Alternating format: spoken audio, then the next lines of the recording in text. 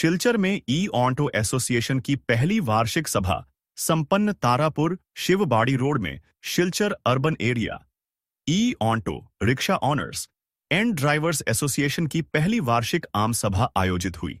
बैठक में शहर के बढ़ते ट्रैफिक जाम, परमिट व्यवस्था और संगठनात्मक मुद्दों पर चर्चा की गई। एसोसिएशन ने बताया कि अधिकांश ई ऑटो ग्रामीण क्षेत्रों से आने के कारण शहर में जाम की समस्या बढ़ रही है। उन्होंने प्रशासन से शहर में परमिट व्यवस्था लागू करने की मांग की।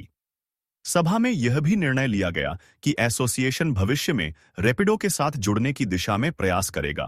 শিলচর আরবান এরিয়া ই অটোর রিক্সা অনার্স অ্যান্ড ড্রাইভার অ্যাসোসিয়েশন একটা সাধারণ সভা অনুষ্ঠিত আয়োজন করা হয়েছে শিলচর তারাপুর শিলবাড়ি। তো আজকে যে আমরা এই অ্যাসোসিয়েশনটা বানানোর মুখ্য উদ্দেশ্য হয়েছে গিয়া আমরা শিলচর শহর অঞ্চলে অনেক বেশি ই অটোর সংখ্যা বাড়ে গেছে। এই অনেক ই অটোর মধ্যে প্রায় 50-60% ই অটো গ্রামাঞ্চল থেকে আর আমরা গ্রামাঞ্চলে অটো ড্রাইভার যারা ই অটো আছে তার লগে আমরা ব্যক্তিগত কোনো হিংসা নাই, কোনো কিছু নাই। কিন্তু আমরা কতটা হয়েছে গিয়া যে আমরা শহরে যে পরিমাণে জাম ট্রাফিক সমস্যা যে হয়েছে ওইটার কারণে শহরে আমরা গাড়ি চলাচল করা অসম্ভব হয়ে দাঁড়াইছে।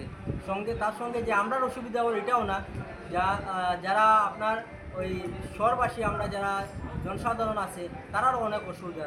আজকে ধরুন ইমার্জেন্সি একটা পেশেন্ট ক্যাপিটাল থেকে মেডিকেল যেতে পারেন না, আজকে আইসিইউটি থেকে যেহেতু ইমার্জেন্সি তার কোনো একটা কাজ যেতে পারেন না।